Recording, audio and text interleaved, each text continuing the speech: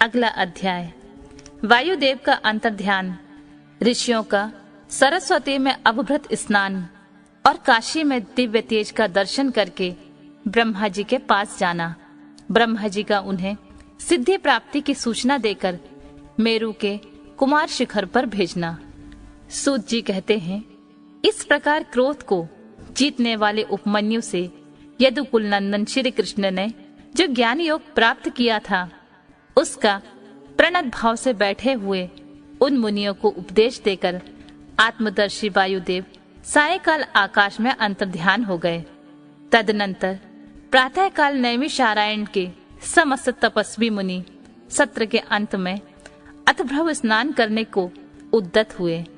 उस समय ब्रह्मा जी के आदेश से साक्षात सरस्वती देवी स्वादिष्ट जल से भरी हुई स्वच्छ सुंदर नारी के रूप में वहां बहने लगी। सरस्वती नदी को उपस्थित देख मुनि मन ही मन बड़े प्रसन्न हुए। उन्होंने सत्र समाप्त करके उसमें अवगाहन स्नान आरंभ किया। उस नदी के मंगलमय जल से देवता आदि का तर्पण करके पूर्व वृतांत का स्मरण करते हुए वे सब के सब वाराणसीपुरी की ओर चल दिए। उस समय हिमालय के चरणों से निकलकर दक्षिण की ओर बहने वाली भागीरथी का दर्शन करके उन ऋषियों ने उसमें स्नान किया और भागीरथी के किनारे ही का मार्ग पकड़कर वे आगे बढ़े। तदनंतर वाराणसी में पहुंचकर उन सबको बड़ी प्रसन्नता हुई। वहां उत्तर वाहिनी गंगा में स्नान करके उन्होंने अभिमुक्तेश्वर लिंग का दर्शन और विधि पूर्वक पूजन किया। पूजन करके जब वे चलने को उद्यत हुए, तब उन्होंने आकाश में एक दिव्य और परम अद्भुत प्रकाशमान तेज देखा, जो करोड़ों सूर्यों के समान जान पड़ता था। उसने अपनी प्रभा के प्रसार से संपूर्ण दिगंत को व्याप्त कर लिया था। तदनंतर जिन्होंने अपने शरीर में भस्म लगा रखा था, वे सैकड़ों सिद्ध पाशुपत मुनि निकट जाकर उस तेज में लीन हो गए। उन तपस्वी महात्माओं के इस प्रकार लीन हो जाने पर वह तेज तत्काल अदृश्य हो गया। वह एक अद्भुत सी घटना घटित हुई। उस महान आश्चर्य को देखकर वे नैमिषारण्य के निवासी महर्षि यह क्या है, इस बात को ना जानते हुए ब्रह्मवन को चले गए। इनके जाने के पहले ही लोक पावन पवन देव वहां आ पहुँचे। उन्होंने नैमिषारण्य निवासी ऋषियों का जिस प्रकार साक्षात्कार हुआ, जिस तरह उनसे उनकी बातचीत हुई, उन ऋषियों की शुद्ध बुद्धि जिस प्रकार पार्षदों सहित साम्य सदाशिव में लगी थी, और जिस प्रकार उन यज्ञ परायण ऋषियों का वह दीर्घकालिक यज्ञ पूरा हुआ था, वे सारी बातें जगत दृष्टा ब्रह्मा योनि ब्रह्मा जी को बताईं। फिर अपने कार्य के लिए उनसे आज्ञा ले वे अपने नगर को चले गए। तदनंतर अपने स्थान पर बैठे हुए ब्रह्मा जी गान की कला में परस्पर स्पर्धा रखने और विवाद करने वाले तुम्बुरु और नारद के गान जनित रस का आस्वादन करते हुए वहां मध्यस्थता करने लगे। उस समय वे गंधर्वों और अप्सराओं से सेवित हो सुखपूर्वक बैठे थे। उस बेला में किसी बाहरी व्यक्ति को वहां जाने का अवसर नहीं दिया जाता था। इसलिए जब नैमिषारण्य निवासी मुनि वहां पहुंचे, तब द्वारपाल ने उन्हें द्वार पर ही रोक दिया। वे मुनि ब्रह्मा भवन से बाहर ही पार्श्व भाग में बैठे थे। इधर संगीत गोष्ठी में नारद ने तुम्बुरु की समानता प्राप्त की। तब परमेष्ठी ब्रह्मा ने उन्हें तुम्बुरु के साथ रहने की आज्ञा दी और वे पारस्परिक स्पर्धा को त्याग कर तुम्बुरु के परम मित्र हो गए। तत्पश्चात गंधर्वों और अप्सराओं से घिरे हुए नारद नकुलेश्वर महादेव को वीणा गान सुनाकर संतुष्ट करने के लिए तुम्बुरु के साथ ब्रह्मा भवन में उसी प्रकार निकले जैसे मेघों की घटा से सूर्यदेव बाहर निकलते हैं।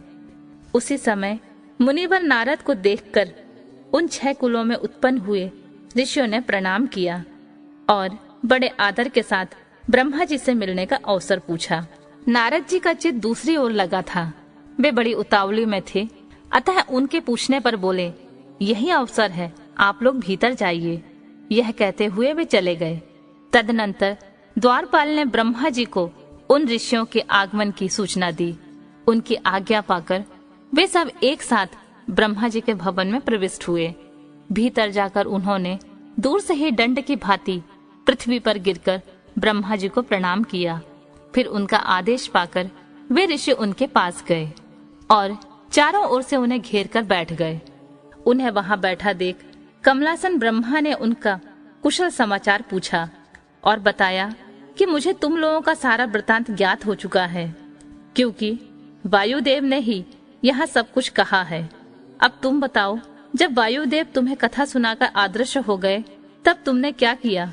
देवेश्वर ब्रह्मा की इस प्रकार पूछने पर उन मुनियों ने अमृत स्नान के पश्चात गंगा तीर्थ में जाने, वाराणसी की यात्रा करने, वहां देवेश्वर द्वारा स्थापित शिवलिंग और अविमुक्तेश्वर लिंग के दर्शन पूजन करने, आकाश में महान तेज पुंज दिखाई देने, कतिपय महर्षियों के उसमें लीन होने तथा फिर उस तेज के अदृश्य हो जाने की सारी बातें ब्रह्मा जी से विस्तार पूर्वक उन्होंने बारंबार प्रणाम करके कही। साथ ही यह भी बताया कि हम अपने मन में बहुत विचार करने पर भी उस तेज को ठीक ठाक नहीं जान सके। मुनियों के कथन सुनकर विश्वद्रष्टा चतुर्मुख ब्रह्मा ने किंचित सिर हिलाकर गंभीर वाणी में कहा, महर्षियों, तुम्हें परम उत्तम पारलौकिक सिद्धि प्राप्त होने का अवसर आ रहा है। तुमने दीर्घकालिक सत्र द्वारा चिरकाल तक प्रभु की आराधना की है, इसलिए वे प्रसन्न होकर तुम लोगों पर कृपा करने के उत्सुक हैं। उस तेज पुंज के दर्शन की घटना घटित हुई है, उससे यही बात सूचित होती है। तुमने वाराणसी में आकाश के भीतर दो दीप्तिमान दिव्य तेज देखा था, वह साक्षात ज्योतिर्मय लिंग ही था। उसे महेश्वर का उत्कृष्ट तेज समझो। इस तेज में श्रोत और पाशुपत व्रत का पालन करने वाले मुनि, जो 100 धर्म से पूर्णतः निष्ठा रखने वाले थे, वे अपने पाप को दह कर चुके हैं और लीन हुए हैं। लीन होकर वे स्वस्थ एवं मुक्त हो गए हैं। इसी मार्ग से तुम्हें भी शीघ्र ही मुक्ति प्राप्त होने वाली है। तुम्हारे देखे हुए उस तेज से यही बात सूचित होती है।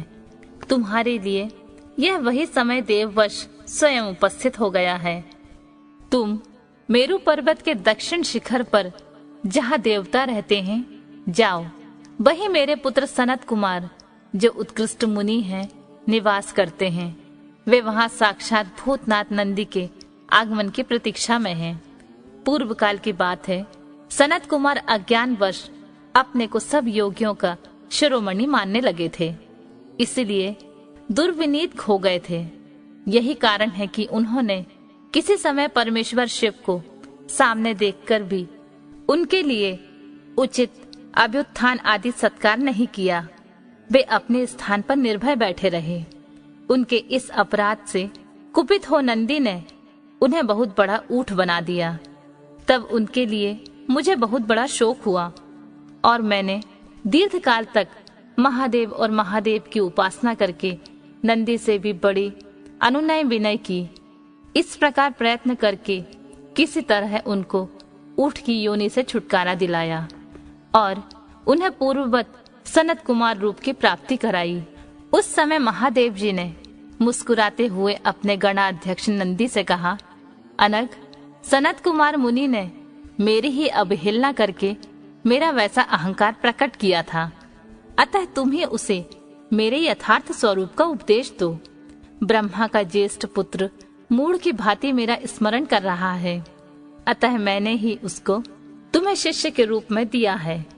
तुमसे उपदेश पाकर वह मेरे ज्ञान का प्रवर्तक होगा और वही तुम्हारा धर्माध्यक्ष के पद पर अभिषेक करेगा।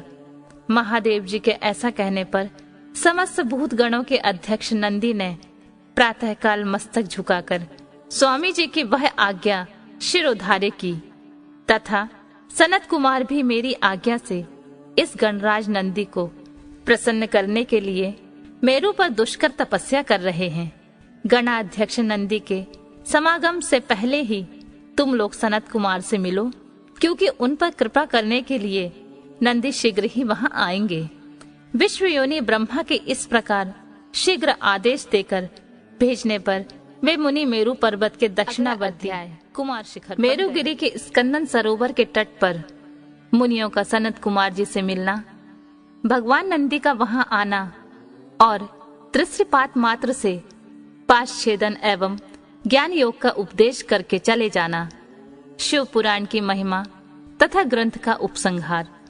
सूत जी कहते हैं, वहां मेरू पर्वत पर सागर के समान एक विशाल सरोवर है जिसका नाम स्कंदन सर है। उसका जल अमृत के समान स्वादिष्ट, शीतल, स्वच्छ, अगाध और हल्का है। वह सरोवर सब ओर से स्फटिक मणि के शिलाखंडों द्वारा संगठित हुआ है। उसके चारों ओर सभी ऋतुओं में खिलने वाले फूलों से भरे हुए वृक्ष उसे आच्छादित किए रहते हैं। उस सरोवर में सेवार, उत्पल, कमल और कुमुद के पुष्प तारों के समान शोभा पाते हैं। उसकी तरंगें बादलों के समान उठती रहती हैं, जिससे जान पड़ता है कि आकाश ही भूमि पर उतर आया है। वहां सुखपूर्वक उतरने चढ़ने के लिए सुंदर घाट और सीढ़ियां हैं। वहां की भूमि नीली शिलाओं से आबद्ध है। आठों दिशाओं की ओर से वह सरोवर बड़ी शोभा पाता है। वहां बहुत से लोग नहाने के लिए उतरते हैं और कितने ही नहाकर निकलते रहते हैं। स्नान करके श्वेत यज्ञोपवीत और उज्जवल कोपिन धारण किए, वस्कल पहने, सिर पर जटा अथवा शिखा रखाए या मूड़ मुड़ाए, ललाट में त्रिपुंड लगाए, वैराग्य से विमल एवं मुस्कुराते मुख वाले बहुत से मुनि कुमार घड़ों में, कमलिनी के पत्तों के दौने में, सुंदर कलशों में, कमंडलुओं में तथा वैसे ही करकों, करवों आदि में अपने लिए, दूसरे के लिए, विशेषतः देव पूजा के लिए वहां से नित्य जल और फूल ले जाते हैं। वहां ईष्ट और शिष्ट पुरुष जल में स्नान करते देखे जाते हैं। उस सरोवर के किनारे की शिलाओं पर तिल, अक्षत, फूल और छोड़े हुए पवित्र दृष्टिगोचर होते हैं। वहां स्थान स्थान पर अनेक प्रकार की पुष्प बलि आदि दी जाती है। कुछ लोग सूर्य को अर्घ्य देते हैं और कुछ लोग वेदी पर बैठकर पूजन आदि करते हैं। उस सरोवर के उत्तर तट पर एक कल्प वृक्ष के नीचे हीरे की शिला से बनी हुई वेदी पर कोमल मृग चर्म बिछाकर सदा बाल रूपधारी सनत कुमार जी बैठे थे। वे अपने अविचल समाधि से उसी समय उपरत हुए थे। उस समय बहुत से ऋषि मुनि उनकी सेवा में बैठे थे और योगेश्वर भी उनकी पूजा करते थे। नैमिषारण्य के मुनियों ने वहां सनत कुमार जी का दर्शन किया, उनके चरणों में मस्तक झुकाया और उनके आसपास बैठ गए। सनत कुमार जी के पूछने पर उन ऋषियों ने उनसे ज्यों ही अपने आगमन का कारण बताना आरंभ किया, त्यों ही आकाश में दुदुम्बियों का तुमुल नाद सुनाई दिया। उसी समय सूर्य के समान तेजस्वी एक विमान दृष्टिगोचर हुआ, जो असंख्य गणेश्वर द्वारा चारों ओर से घिरा हुआ था। उसमें अप्सराएं तथा रुद्र कन्याएं भी थीं। वहां मृदंग, ढोल और वीणा की ध्वनि गूंज रही थी। उस विमान में विचित्र रत्न जटित चंदोबा तना था और मोतियों की लड़ियां उसकी शोभा बढ़ा रही थीं। बहुत से मुनि, सिद्ध, गंधर्व, यक्ष, चारण और किन्नर नाचते गाते और बाजा बजाते हुए उस विमान को सब ओर से घेर कर चल रहे थे। उसमें वृषभ चिन्ह से युक्त और मूंगे के दंड से विभूषित ध्वजा पताका फहरा रही थी, जो उसके गोपुर की शोभा बढ़ाती थी। उस विमान के मध्य भाग में दो चमरों के बीच चंद्रमा के समान उज्जवल मणिमय दंड वाले शुद्ध छत्र के नीचे दिव्य सिंहासन पर शिलाद पुत्र नंदी देवी सुयशा के साथ बैठे थे। वे अपनी कांति से, शरीर से तथा तीनों नेत्रों से बड़ी शोभा पा रहे थे। भगवान शंकर को आवश्यक कार्यों की सूचना देने वाले वे नंदी मानो जगत दृष्टा शिव के अलंघनीय आदेश की मूर्तिमान स्वरूप होकर वहां आए थे, अथवा उनके रूप में मानो साक्षात शंभु का संपूर्ण अनुग्रह ही साकार रूप धारण करके वह सबके सामने उपस्थित हुआ था। शोभाशाली श्रेष्ठ त्रिशूल ही उनका आयुध था। वे विश्वेश्वर गणों के अध्यक्ष हैं और दूसरे विश्वनाथ जी की भांति शक्तिशाली हैं। उनमें विश्व दृष्टा विधाताओं का भी विग्रह और अनुग्रह करने की शक्ति है। उनकी 4 भुजाएं हैं। अंग अंग में उदारता सूचित होती है। वे चंद्रलेखा से विभूषित हैं। कंठ में नाग और मस्तक पर चंद्रमा उनके अलंकार है। वे साकार ऐश्वर्य और सक्रिय सामर्थ्य के स्वरूप से जान पड़ते हैं। उन्हें देखकर ऋषियों सहित ब्रह्मपुत्र सनत कुमार का मुख प्रसन्नता से खिल उठा। वे दोनों हाथ जोड़कर उठे और उन्हें आत्मसमर्पण सा करते हुए खड़े हो गए। इतने में ही वह विमान धरती पर आ गया।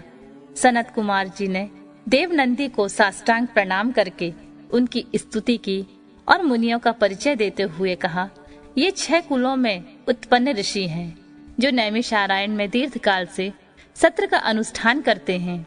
ब्रह्मा जी के आदेश से आपका दर्शन करने के लिए ये लोग पहले से ही यहाँ आए हुए हैं। ब्रह्मपुत्र सनत कुमार जी का यह कथन सुनकर नंदी ने दृष्टिपात्र मात्र से उन सबके पाशों को तत्काल काट डाला और ईश्वरीय शैव धर्म एवं ज्ञान योग का उपदेश देकर वे फिर महादेव जी के पास चले गए। सनत कुमार ने वह समस्त ज्ञान साक्षात मेरे गुरु व्यास को दिया और पूजनीय व्यास जी ने मुझे संक्षेप में सब कुछ बताया। त्रिपुरारी शिव के इस पुराण रत्न का उपदेश देकर न जानने वाले लोगों को नहीं देना चाहिए। जो भक्तों और शिष्य ना हो उसको तथा नास्तिकों को भी इसका उपदेश नहीं देना चाहिए। यदि मोहवश इन अनधिकारियों को इसका उपदेश दिया गया हो तो वह नरक प्रदान करता है। जिन लोगों ने सेवानुगत मार्ग से इस पुराण का उपदेश दिया, लिया, पढ़ा अथवा सुना है, उनको यह सुख तथा धर्म आदि वर्ग प्रदान करता है और अंत में निश्चय ही मोक्ष देता है। इस पौराणिक मार्ग के संबंध से आप लोगों ने और मैंने एक दूसरे का उपकार किया है, अतः मैं सफल मनोरथ होकर जा रहा हूँ। हम लोगों का सदा सब प्रकार से मंगल ही हो। सूत जी के आशीर्वाद देकर चले जाने और प्रयाग में उस महायज्ञ के पूर्ण हो जाने पर वे सदाचारी मुनि विषय कलुषित कालिकाल में आने से काशी के आसपास निवास करने लगे। तदनंतर पाशुपात से छूटने की इच्छा से उन सब ने पूर्णतः पाशुपत व्रत का अनुष्ठान किया और संपूर्ण बोध एवं समाधि पर अधिकार करके वे अनिंद्य महर्षि परमानंद को प्राप्त हो गए। व्यास जी कहते हैं, यह शिव पुराण पूरा हुआ। इस हितकर पुराण को बड़े आदर एवं प्रयत्न से पढ़ना और सुनना चाहिए। नास्तिक, श्रद्धाहीन, शठ, महेश्वर के प्रति भक्ति से रहित तथा धर्मध्वजी पाखंडी को इसका उपदेश नहीं देना चाहिए। इसका एक बार श्रवण करने से सारा पाप भस्म हो जाता है। भक्तिहीन भक्ति पाता है और भक्त भक्ति की समृद्धि का भागी होता है। 2 बार श्रवण करने पर उत्तम भक्ति और तीसरी बार सुनने पर मुक्ति सुलभ हो जाती है। इसलिए मुमुक्षु पुरुष को बारंबार इसका श्रवण करना चाहिए। किसी भी उत्तम फल को पाने के लिए शुद्धि बुद्धि से इस पुराण की 5 आवृत्ति करनी चाहिए। ऐसा करने से मनुष्य उस फल को प्राप्त कर लेता है, इसमें संशय नहीं है। प्राचीन काल के राजाओं, ब्राह्मणों तथा श्रेष्ठ वैश्यों ने इसकी 7 आवृत्ति करके शिव का साक्षात दर्शन प्राप्त किया है। जो मनुष्य भक्ति परायण हो इसका श्रवण करेगा, वह भी इहलोक में संपूर्ण भोगों का उपभोग करके अंत में मोक्ष प्राप्त कर लेगा। यह श्रेष्ठ शिव पुराण भगवान शिव को अत्यंत प्रिय है। यह वेद के तुल्य माननीय, भोग और मोक्ष देने वाला तथा भक्ति भाव को बढ़ाने वाला है। अपने प्रथम गणों, दोनों पुत्रों तथा देवी पार्वती जी के साथ भगवान शंकर के इस पुराण के वक्ता और श्रोता का सदा कल्याण करे। वायवीय संहिता संपूर्ण, शिव पुराण संपूर्ण। बिंदु संयुक्तम् नित्यं ध्यायन्ति योगिनः कामदं मोक्षदं चैव ओंकार